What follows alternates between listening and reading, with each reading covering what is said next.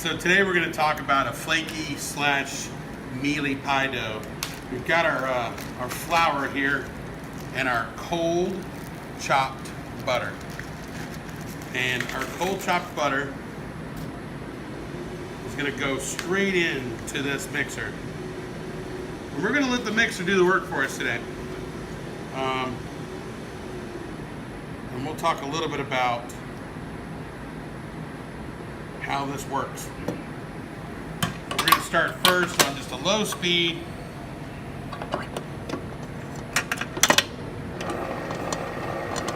So that'll start chopping up some of that butter for us. So, flaky versus mealy choices. There's so many choices out there. If I'm going to be using something that needs to be super flaky, I'm probably going to do this by hand and probably shear like we did with the biscuits, and get that water in at the last minute. Just bring it ever so slightly together. Probably going to fold it about 3 or 4 times and we'd be good. However, there's some time out there in the industry that we need something that's a little more sturdy. So doing it this way, doing the cornmeal method, we're basically turning this into like a cornmeal kind of consistency with a few chunks. I'm going to end up with a sturdier pie dough that can probably withstand also some of those wonderful ooey gooey fillings like the Dutch apple pie that we'll be making during this class, or the pecan cream pie. So this is kind of a hybrid and in between. My mentor used to make flaky, and then he would make mealy, and then he would put the two together and he would laminate them. So you'll see now we have that nice crumb. It looks kind of almost like that dry cake mix. Or I always call it the cornmeal, that clump. So we've got a couple of pebbles in there, but for the most part, really nice.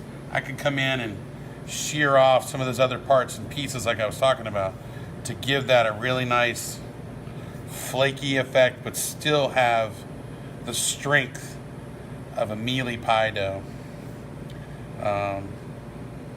So there's that part. Now, water, very important. Ice cold water. Sometimes I even put vodka in the water because the vodka evaporates out. But I've got the salt and the sugar in here. I'm going to pour that right into the middle.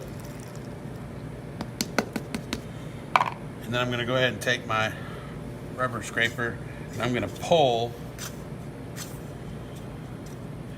just push and pull until everything is wet.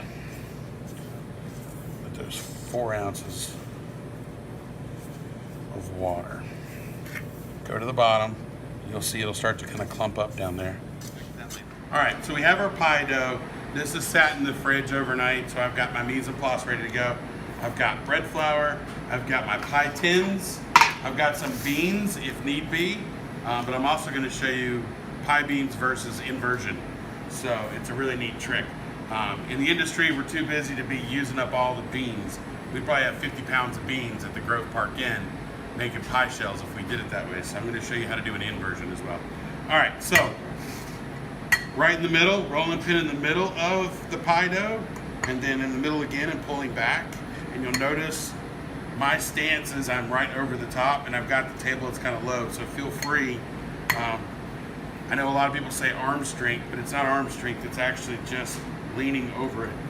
So what I'm trying to do here is roll out a circle. So you'll go about 45 degrees every single time. And when you do it this way, you end up with a more circular shaped pie dough and less like what I call the amoeba shaped pie dough.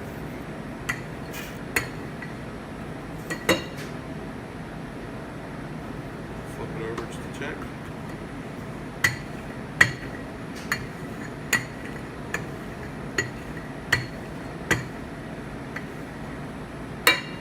All right, so that's our pie dough. We've got that all ready to go. Get off any excess flour that we don't want. I'm going to take my pie tin. I'm going to fold this in half gently. And I'm just going to lay it right over the top. And then I'm going to flop it over. And if you do this quick enough, your dough is going to be cold enough that you're not going to have any issues with ripping or anything. Also, don't go too thin. Okay, you need it to have some structure built in there in the bottom. Okay, so I'm going to go around using my fingers. This is one of the reasons why we don't have fingernails in this industry. You can't do this with the dough. You'll end up cutting through the dough. So I'm actually pressing it into all those crevices. Okay, so once that's pressed into crevices, I can use the back side of a knife, and I can actually cut using the back side, not the front side. And I'm cutting downward, like so.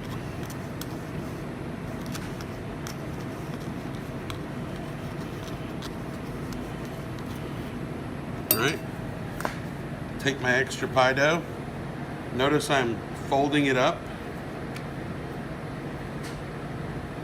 I can get a whole nother pie out of that piece right there. We'll keep that in the fridge. All right, so baked versus unbaked pies. There's two types of pies if you go through the book in the pie section. Baked versus unbaked. Now here's the confusing part. A baked pie means it has to be baked in the oven. So if it needs to be baked in the oven, I can use an unbaked pie shell. So I could use an unbaked pie shell for a baked pie. However, if I need an unbaked pie, think French silk, chiffon cream, pudding, those kinds of things, I would need to bake the shell ahead of time, completely baked. Now, I'm not talking about blind baking a little bit to help like we did with the apple pie or something like that you'll see later. I'm talking about actually baked versus unbaked. So do some good reading in the chapter and you'll see what we're talking about. Now, I've got some options here. I can go ahead and do my little design all the way around.